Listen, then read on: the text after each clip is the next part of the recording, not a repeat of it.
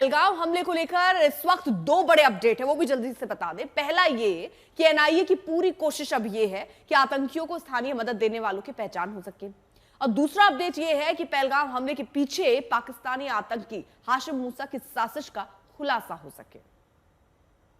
यह ऑपरेटर अब जांच के दायरे में है। एनआईए इस ऑपरेटर से पूछताछ करेगी क्योंकि पहलगाम में साजिश के गुत्थे सुलझाना जरूरी है। इस ऑपरेटर के सामने गोलियों की बौछार हो रही थी, इसलिए जांच एजेंसियों के लिए जानना जरूरी है कि इसने क्या क्या देखा और क्या क्या जानता है। मैंने अहमदाबाद आके 23 तारीख रात को मैं मेरी पूरी फैमिली के साथ वीडियोस देख रहा था, तब मैंने देखा कि आगे के कोई वीडियो के अंदर ऐसा कुछ नहीं, और मेरी वाइफ का भी मैंने वीडियो बनाया, मेरे लड़के का भी वीडियो बनाया, उसके अलावा वो फैमिली गई उन लोगों के भी वीडियोस है मेरे पास। तो वो वीडियो में वो कहीं भी अल्लाहू अकबर नहीं बोल रहा है। जब 128 को मैं जिप लाइन कर रहा हूँ, मेरा मोबाइल में मैंने वीडियो कैप्चर स्टार्ट किया है, तभी वो बंदा 3 बार अल्लाहू अकबर बोल रहा है और वहाँ पे फायरिंग होना शुरू हो गई।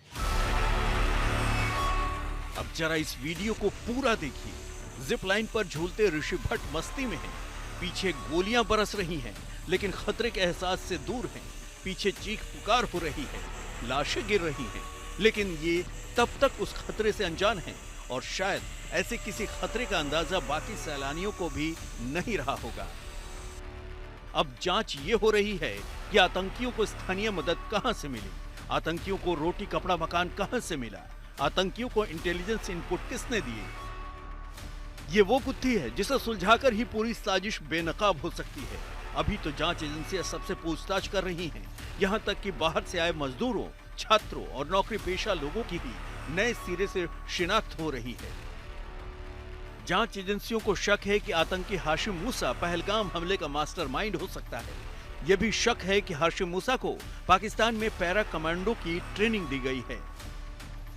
आखिर हाशिम मूसा सुरक्षा एजेंसियों के रडार पर क्यों है, उस पर शक की क्या वजह है? वजह है आतंकियों के हमले का तौर तरीका, सुरक्षा बलों को चकमा देने का तरीका, आतंकियों का आम लोगों से दूर रहना, गांवों या आबादी के बीच जाने से बचना, खाना पानी के लिए भी गांव में न जाना। सूत्रों के मुताबिक पहलगाम हमले में M4 जैसी अत्याधुनिक राइफल का इस्तेमाल किया गया, जिसके लिए उच्च स्तर के हथियार प्रशिक्षण की जरूरत होती है।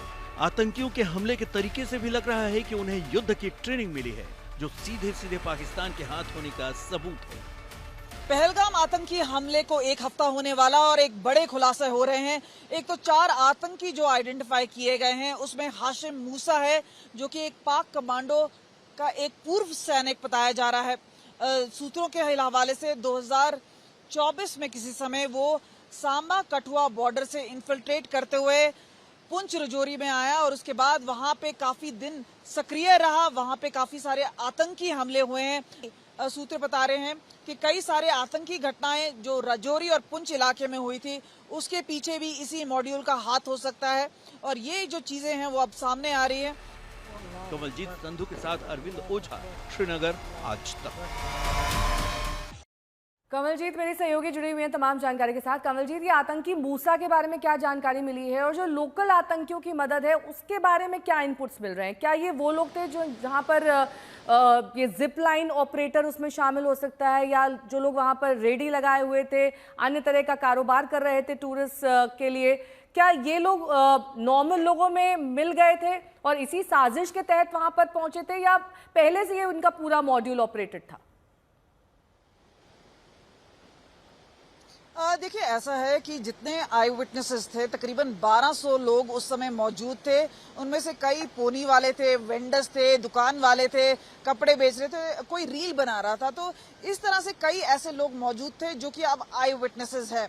अब ये जरूरी बात है कि जिस तरह से अब टूरिस्ट बयान कर रहे हैं कि उनको इन पे शक है या किसी और पे शक है, तो जाहिर सी बात है जब वो पूछताछ कर रहे हैं तो इन लोगों से ज्यादा पूछताछ की जा रही है, और खासतौर क्योंकि एनआईए लीड कर रही है, तो एक टीम है जो कि बाइसारन में है, जो कि फोरेंसिक एग्जामिनेशन के साथ सीआरपीएफ की टीम के साथ पूरे एरिया को माप रही है, वीडियोग्राफी कर रही है। दूसरी टीम जो है वो लगातार आई विटनेसेस से बात कर रही है और उन लोगों से, और शुरू के समय में ही 400-500 लोगों को, जितने भी लोग पहलगाम में वेंडर्स थे, उन सबको बुलाया गया था और लगातार कई दिनों और कई घंटे तक हर रोज वो बातचीत करते रहे। और जाहिर सी बात है उनको लग रहा है कहीं ना कहीं ऐसा तो नहीं कि कोई लोकल इनपुट है।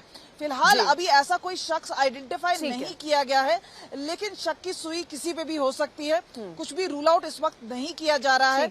और जिस तरह से हमने देखा कि ऋषि भट्ट है सामने आए, उन्होंने भी एक शख्स का नाम लिया, उससे भी लगातार जांच पूछताछ चल रही है। होगी। तो ये कमल जी, सारी बहुत बहुत चीजें हैं। शुक्रिया आपका तमाम जानकारी के लिए।